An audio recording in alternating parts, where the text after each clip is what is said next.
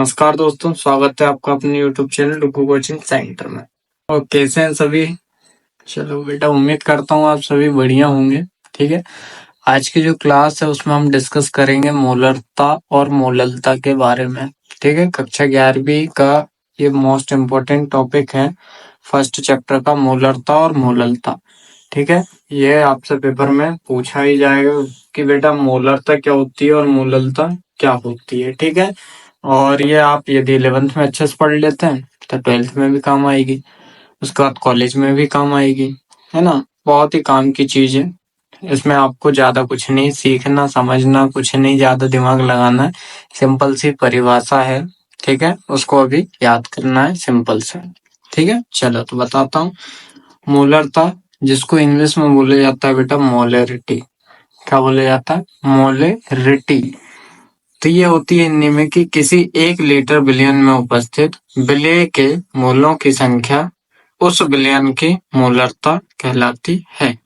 ठीक है, क्या बोला जा रहा है कि किसी 1 लीटर विलय में उपस्थित, ठीक है, विलय के मोलों की संख्या उस विलयन की क्या कहलाती है बेटा? मोलरता कहलाती है।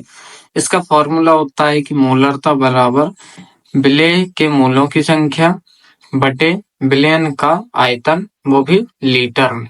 ठीक है, इंग्लिश में यदि बात करें इसका फॉर्मूला तो होगा m बराबर n/v।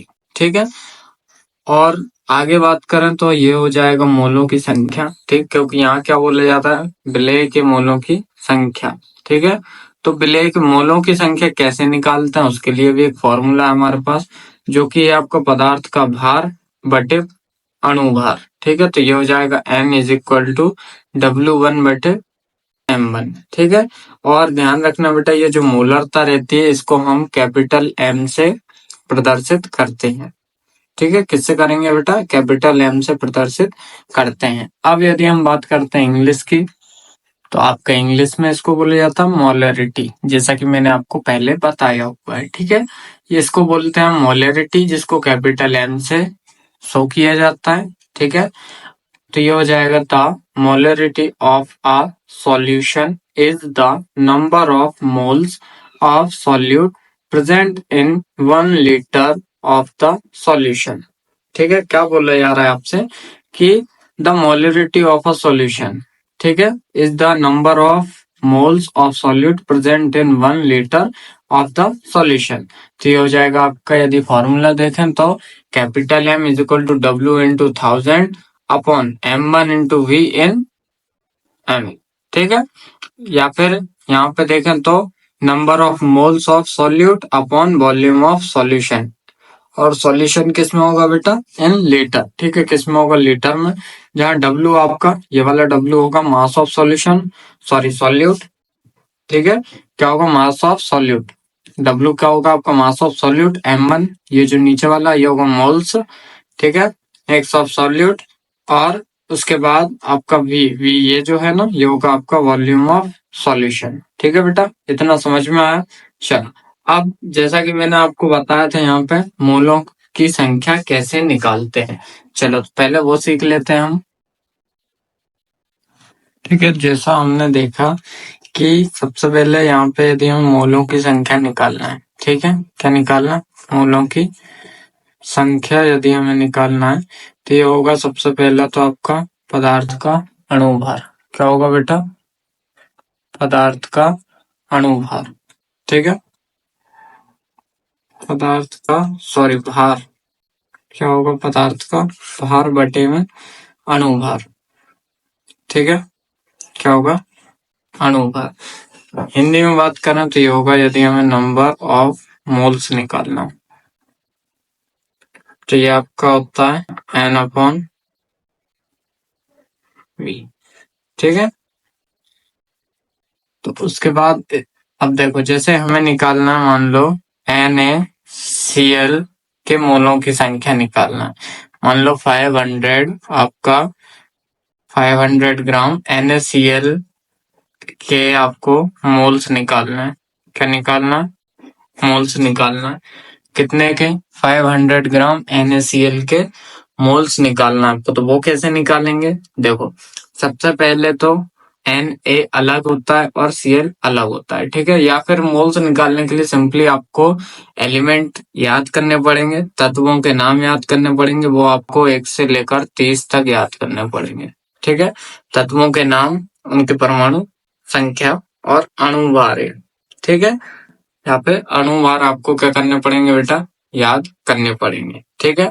तो Na का कितना होता है, Na का होता है 23, कितना होता है 23। फिर बीच में लगाना है प्लस का साइन, और Cl का कितना होता है, Cl का होता है बेटा 35। तो इन दोनों को ऐड करने पे क्या आएगा, ये आएगा 58, ठीक है।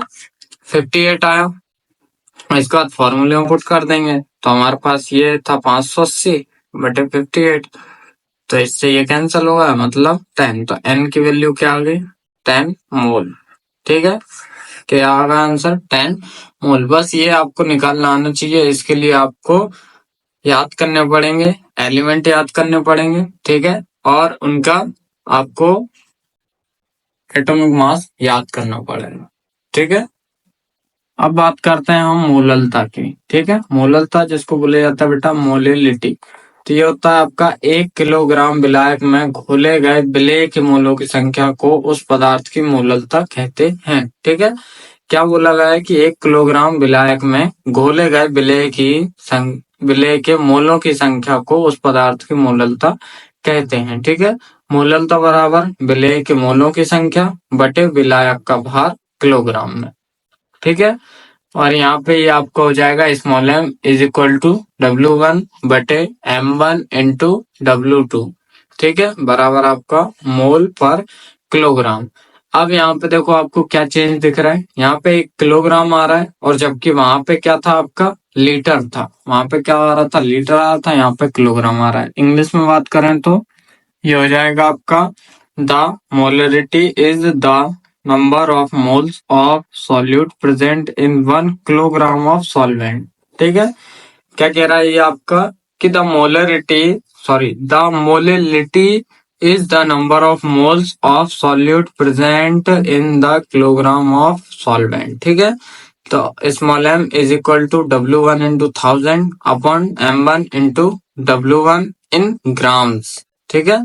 और इसके आगे देखें तो ये हो जाएगा आपको moles of solute upon mass of solvent in kilogram, ठीक है, समझ में आया। और यदि आपसे रिलेशन पूछ ली जाती है कि relation between molarity and molality, तो क्या होगा बेटा, m is equal to 1000 into m upon 1000 into t minus m into m1, ठीक है। वेयर d क्या है आपका डेंसिटी ऑफ सॉल्यूशन, सॉल्यूशन की क्या है बेटा डेंसिटी है, ठीक है।